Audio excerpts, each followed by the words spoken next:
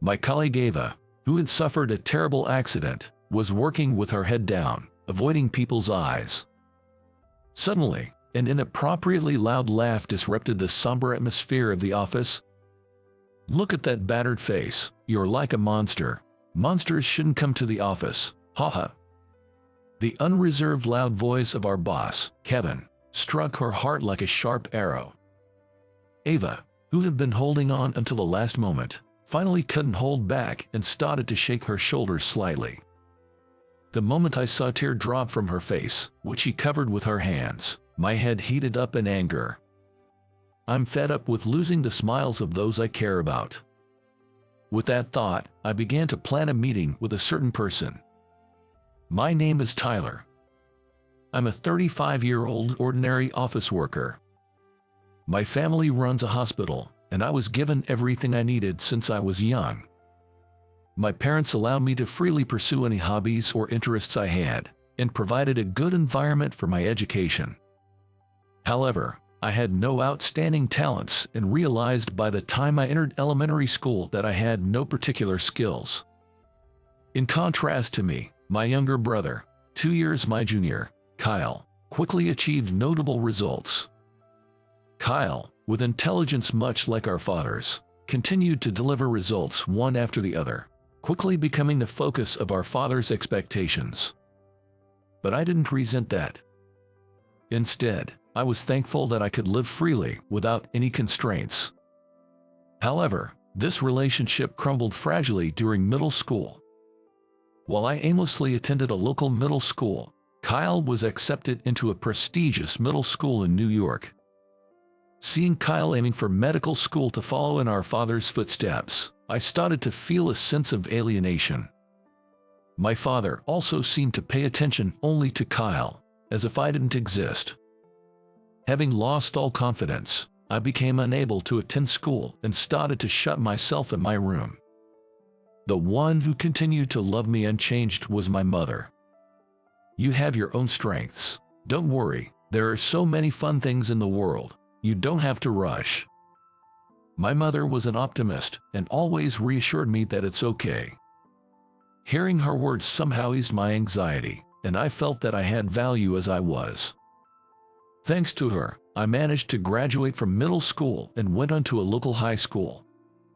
I had been playing games as a hobby, and on a whim, I decided to create my own game, which was unexpectedly well received when I presented it at the school festival. Seeing me interact with classmates through my game, my mother was very pleased. "I'm glad you found something you're passionate about." I still clearly remember her smiling face when she said that. It was soon after that when my mother was diagnosed with a serious illness. The once cheerful mother grew thinner and lost her energy day by day. The treatment started, but it was only enough to slow the progression of the illness, not cure it. The medication made her lose a lot of weight, and she lost her hair. Eventually, she couldn't live at home anymore and spent her days lying in her hospital bed. Just before she passed away, she muttered with a sad face, "Why me? I still want to live." The sight of my grieving mother was so painful that I wanted to look away, and it's deeply etched in my memory. Afterward, I became a working adult and joined a newly established game company. Determined not to disappoint my mother in heaven, I dedicated myself to work every day. "Good morning. You're looking down again. Cheer up." The one who greeted me energetically was my colleague Ava. She was cheerful and friendly to everyone, brightening the atmosphere at work. Not only was her mood uplifting, but she was also highly skilled, having contributed to several hit projects as a programmer. Talented, action-oriented, and beautiful, Ava was indeed a perfect woman. She never got carried away by her abilities and always approached her work with seriousness, which I deeply respected. Ava, with her eyes sparkling, approached me just as I arrived at work. "Hey, I heard we're getting a new department head. I wonder what kind of person they'll be." That's right, starting today." The new department head, an elite graduate from a prestigious university, was specially recruited from another company by our upper management. We were initially hopeful about the new department head's arrival, but within a month, we were fed up. The department head, named Kevin, was in his prime working years in his 40s. However, he seemed quite confident in himself and never tried to hide his attitude that he was superior in any situation. "I'm the reason this company's performance improved. Stop complaining and just follow the orders." With an annoyingly loud voice and a pompous attitude, he ordered his subordinates around. Because of Kevin's habit of asserting his superiority at every opportunity, the previously relaxed atmosphere of our workplace gradually became tense and uncomfortable. Kevin, without considering the situation on the ground, kept bringing in more work. As a result, the employees were forced to work tirelessly, ending up with daily overtime. Despite this, since the numbers showed an increase in the department's sales, the upper management praised Kevin.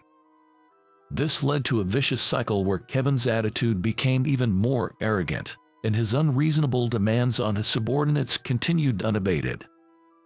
It would have been tolerable if he was competent, but when Kevin came along with me to meet a client, insisting on his superiority even there, it ended terribly. During the final discussions with the client, Kevin interjected, "What? You can't even handle this level of work and outsource it to us?" Kevin, as usual, looked down on the client with his condescending attitude. The moment my face turned pale and the client became furious, announcing the deal was off, happened simultaneously. Years of trust I had built with the client were destroyed by a single comment from Kevin. "How could you do this? This client was supposed to work with us for the next 10 years. I protested to Kevin when we got back, but he nonchalantly retorted, "What's the point of any plan if it doesn't make money? It's a waste of time talking to such a small client." Kevin seemed completely unconcerned about the broken deal being his fault. "The company's profit comes first. This is the problem with you. I've been working hard to earn that client's trust. You've made all that effort go to waste because of your actions, Kevin." Kevin glared at me menacingly as I protested impulsively. "If you're going against me, you better be prepared. I can always complain about your work attitude to the upper management." Kevin's veiled threat of punishment made me bite my lip and fall silent. After my mother's death, my performance at the company was all that supported me, having never been recognized by anyone else. Yet, the frustration only grew, having to work under such an irresponsible boss. I wanted nothing to do with him anymore, but the pain of having to see his face every day at work was unbearable.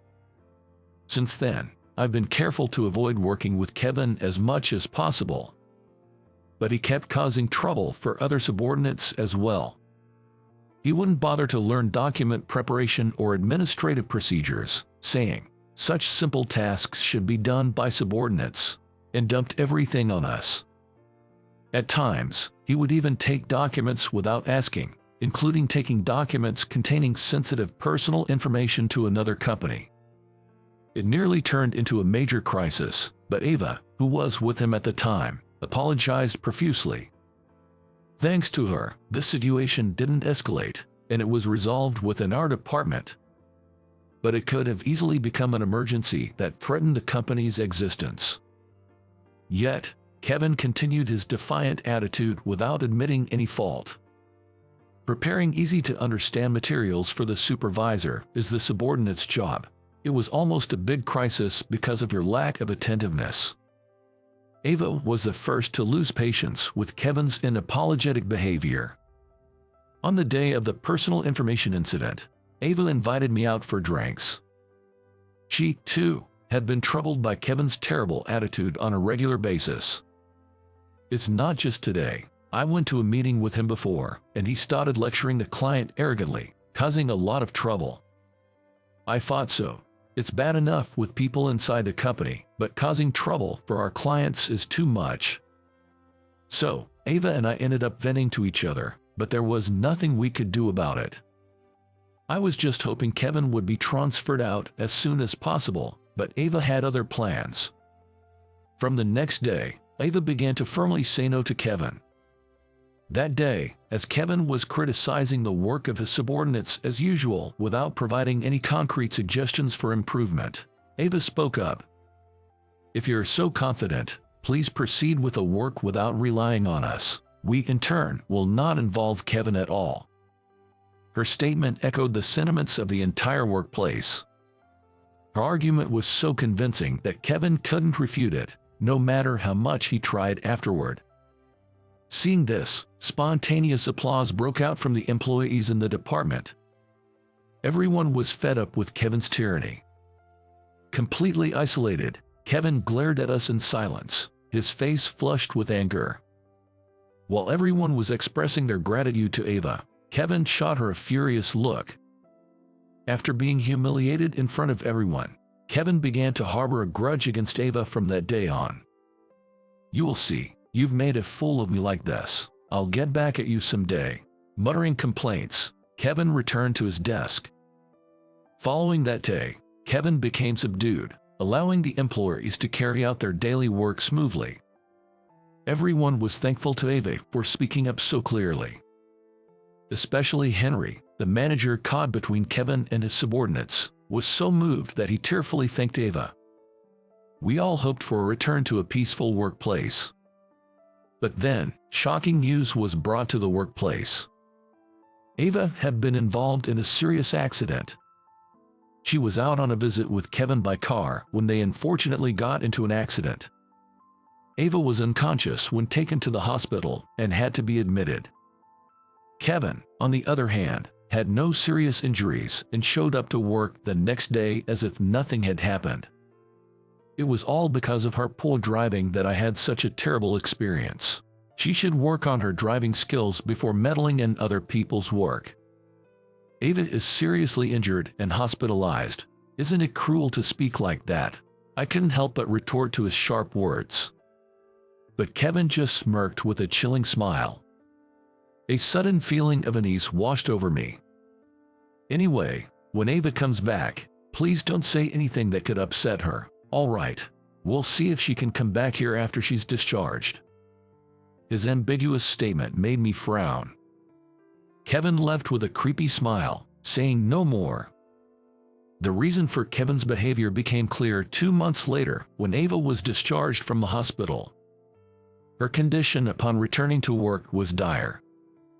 "Ava, I'm sorry for showing you something so unsightly with these scars remaining." Speaking in a low voice, Ava then headed to her desk, her head bowed. The sight of her, so different from the bright and smiling person who used to greet me, made me feel melancholy.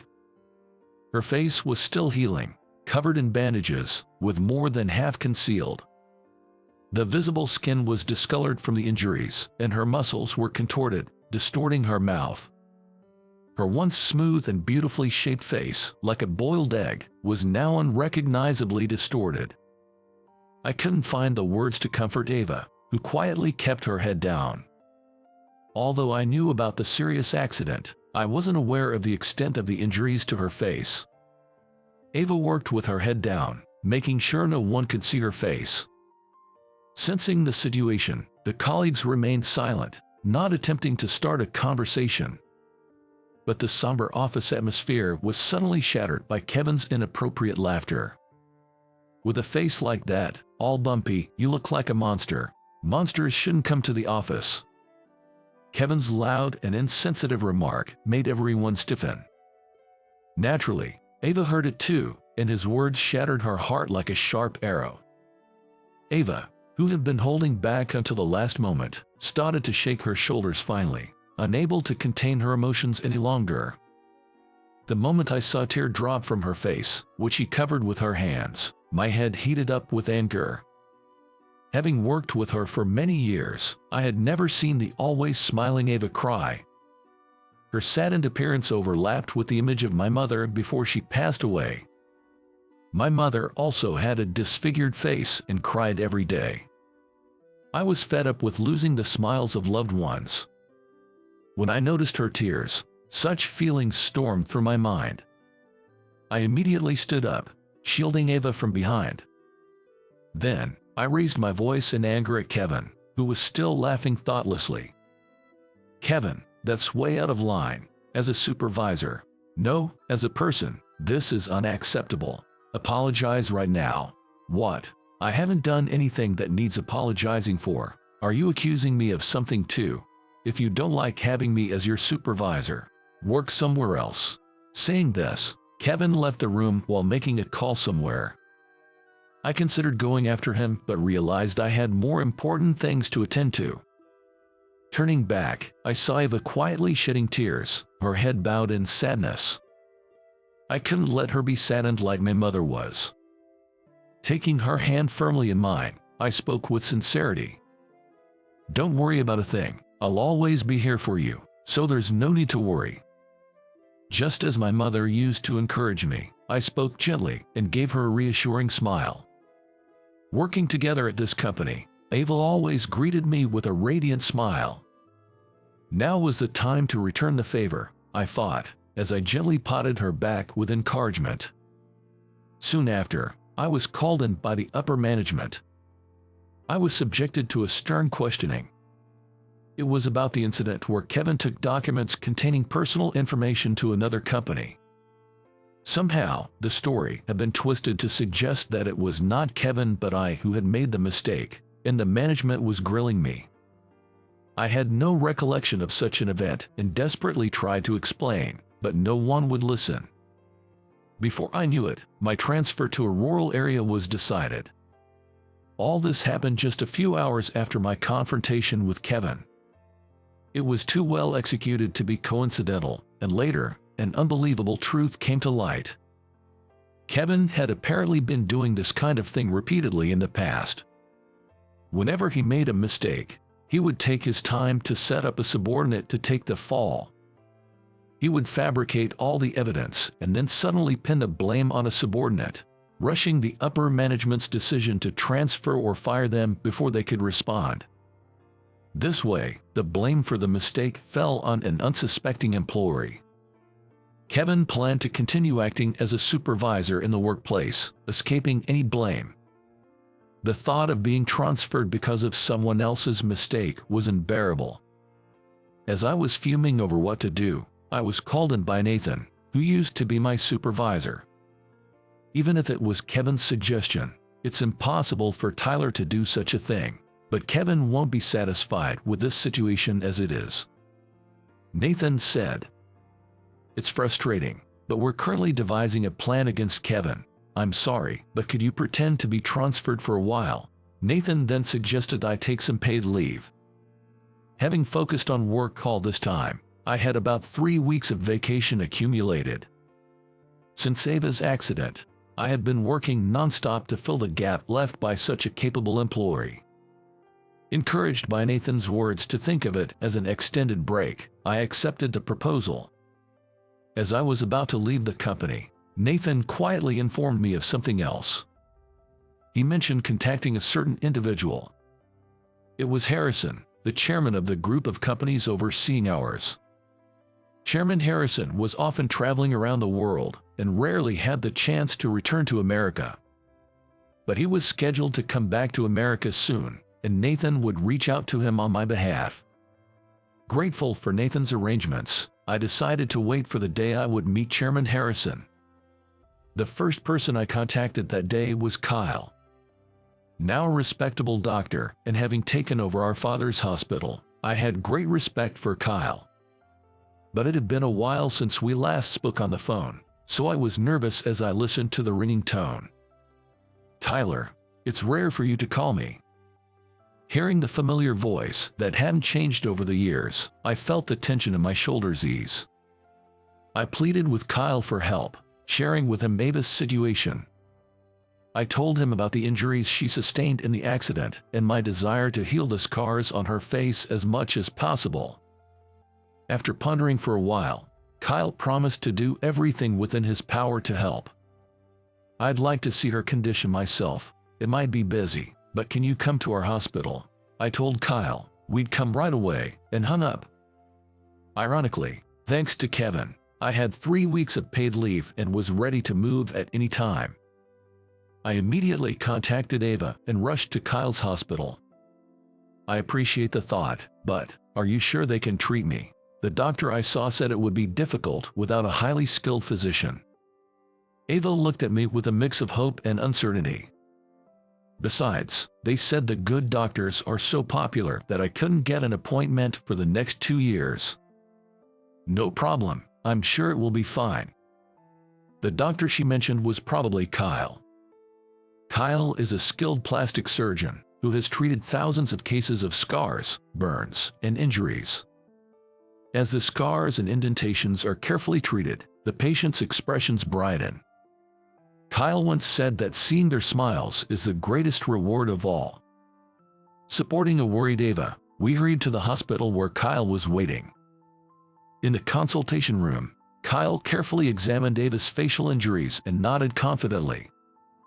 It's okay, there's no damage to the bones, and the damaged nerves around the mouth can be carefully repaired with surgical suturing. Let's schedule you for surgery. Encouraged by his confident words, Ava looked up in surprise. Straightening her back with the vivacity she had before the injury, she finally showed a smile. Once the hospital stay and surgery were scheduled, we discussed the plans on our taxi ride home. I thought I'd have to live with this face forever, but the thought of being able to return to how I was before makes me so happy. Seeing Ava's spirits lifted, I too felt relieved. Thanks to Kyle, she was able to look forward again. I'll definitely get back at Kevin once I'm healed. I won't forgive him. I thought her anger was due to his comments at the office, but as she elaborated, I was horrified. It wasn't just what he said that was awful, but the cause of the accident. He was road raging. He braked suddenly and swerved lanes just because he didn't like the car behind us. Ava began to recount the situation at the time of the accident, still seething with anger. Although Kevin claimed Ava was driving that day, it turned out he insisted on driving himself. But his driving skills were poor, and Ava, sitting in the passenger seat, was nervous. At one point, Kevin sneezed and accidentally hit the brakes. The sudden braking during the drive led to the car behind them honking lightly. However, Kevin, mistaking it for provocation, became furious. He started braking abruptly and swerving to obstruct the lane change of the car behind, thinking of retaliating. Ava tried to calm Kevin down and offered to drive instead, but his pride wouldn't allow him to stop his reckless driving, saying he was just teaching a rude person a lesson. As a result, distracted by the car behind, Kevin caused an accident but covered up the fact that he was driving during the investigation. Just as he always did at work, he pinned the blame on his subordinate Ava. Upon hearing that, I acted quickly. I checked the dashcam footage from the company car involved in the accident to find the relevant footage. With all preparations complete, I awaited the day of reckoning, feeling relieved. Meanwhile, with Ava and me absent from the company, Kevin was visibly in a better mood. If you defy me, you'll end up like Tyler and Ava, unable to stay in the company, he threatened, harassing any employee he disliked.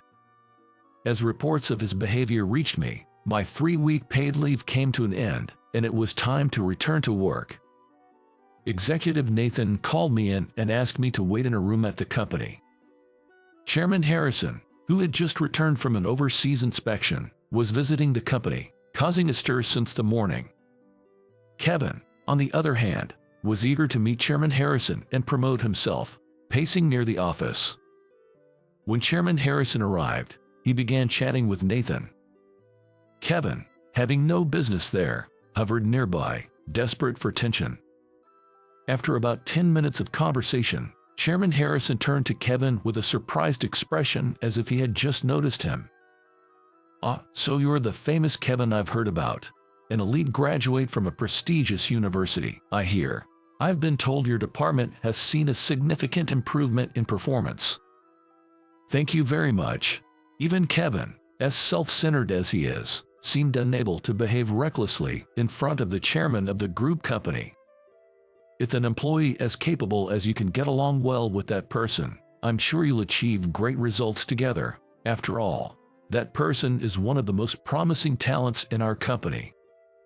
That person, who might that be? Ignoring a puzzled Kevin, Chairman Harrison intentionally looked around with an exaggerated gaze. Then, his expression grew stern as he pressed on. "It seems my grandchild is nowhere to be seen here. Your grandchild works at this company." Kevin, not knowing who he was referring to, started to sweat and panic. Chairman Harrison lowered his voice and interrogated him. "I hope no one has driven my grandchild out of the company." At the menacing tone of his voice, Kevin was trembling and sweating profusely. That's when I, who had been waiting in the next room, made my appearance. Tyler. Ignoring Kevin, who was staring at me in shock, I turned to Nathan. "Thank you for the 3-week break. It was very refreshing. I'm glad you could rest. Keep up the hard work." At that point, Kevin seemed to realize something as he stared intently at me. Then Chairman Harrison approached me, starting a cheerful conversation. "I thought you might have been transferred out since you were gone." As if I could be transferred from a subsidiary company owned by my grandfather. Saying that, I slowly turned to look at Kevin. He must have been quite taken aback by the unexpected turn of events. His eyes were wide open, and his mouth was moving silently. In fact, this group company founded by my grandfather, from the hospital where my father and Kyle worked to the management of my game company, operates in a wide range of fields. However, I had joined this company without using my family's connections, so only the president and Nathan knew this fact. After a while, Kevin coughed a few times and then started talking to me in a strangely familiar tone, as if hearing this for the first time. "I always thought Tyler was an exceptional employee, truly worthy of being Chairman Harrison's grandson." "Enough with the lies. I've heard all about you from my grandson." At Chairman Harrison's words, Kevin visibly jumped. Staring at me as if in disbelief, I gave him a reassuring smile. Kevin began to tremble as Chairman Harrison continued in a voice barely containing his anger. "I've received a detailed report from my grandson about your usual work attitude. Harassing my grandson, treating other employees terribly. I cannot forgive any of it." Chairman Harrison's decisive words left Kevin opening and closing his mouth in a futile attempt at excuses. But no sound came out as he faced the chairman's intense gaze. "Moreover, you caused an accident and then fled, pushing the blame onto a subordinate. Leave this company immediately." At the loudness of Chairman Harrison's voice, Kevin must have realized that everything was exposed. Unable to make his usual excuses, he let out a pitiful cry and staggered out of the company. Afterwards, the company submitted the dashcam footage to the police. In fact, our company's dashcams were the type that recorded not only the front and rear of the vehicle, but also the interior. The footage clearly showed Kevin's reckless driving at the time of the accident. This became irrefutable evidence, revealing that Kevin was indeed driving. Kevin, having caused the accident, had the paramedics take Ava away first. Then he falsely reported to the police that the severely injured Ava was the one driving. Normally, such a thing would be difficult to cover up, but it turns out Kevin's uncle holds a significant position within the police force and tried to sweep it under the rug. Apparently, his uncle also found it inconvenient to have a relative involved in a scandal, and Kevin had been let off for minor offenses like parking violations in the past. He must have thought he could hide this accident as well. Kevin's cowardice in engaging in reckless driving and then trying to pin the blame on Ava outraged the employees anew. Ava, unaware of these details, was quite shocked to learn the truth. Ava, preoccupied with her facial scars, never dreamed she would be made responsible for the accident. It was all a part of Kevin's despicable scheme to evade responsibility. As a result, Kevin was arrested by the police. With evidence against him and his attempt at malicious evidence tampering, he was expected to face severe punishment. The last time I saw him, Kevin had lost the confidence he once had and looked gaunt and pale, a shadow of his former self. I hope he spends the rest of his life facing up to the crimes he committed and doing his best to make amends. Afterwards, I visited Ava post-surgery to support her through her recovery. Though she may not have returned completely to her former self, she now smiles at me without hiding her face. Her bright expression was just like the Ava I knew before. I've never been more grateful to have a skilled plastic surgeon as a brother. Furthermore, Ava's surgery led me to reconnect with my family, from whom I had been estranged. To my surprise, my father and Kyle had purchased the games I was involved in. "Your games are really interesting," Kyle said, the skilled plastic surgeon engrossed in my creation, which brought a laugh to my lips. Feeling previously alienated, I now realized my family had always been waiting for me, despite my avoidance. This connection was all thanks to Ava. Now, Ava's beauty has fully returned to her face. "Tyler, you're my savior. Thank you so much. I just did what anyone would do. It was Kyle who healed you." Faced with Ava's direct gaze, I felt embarrassed. "That's not true. You were the one who reached out to me when I was hurt and crying." Ava's smiling face warmed my heart. This time, I was able to protect the smile of someone important to me. "Thank you," she said, extending her hand, which I gladly took. As we looked into each other's eyes, we both smiled, our cheeks relaxing in unison.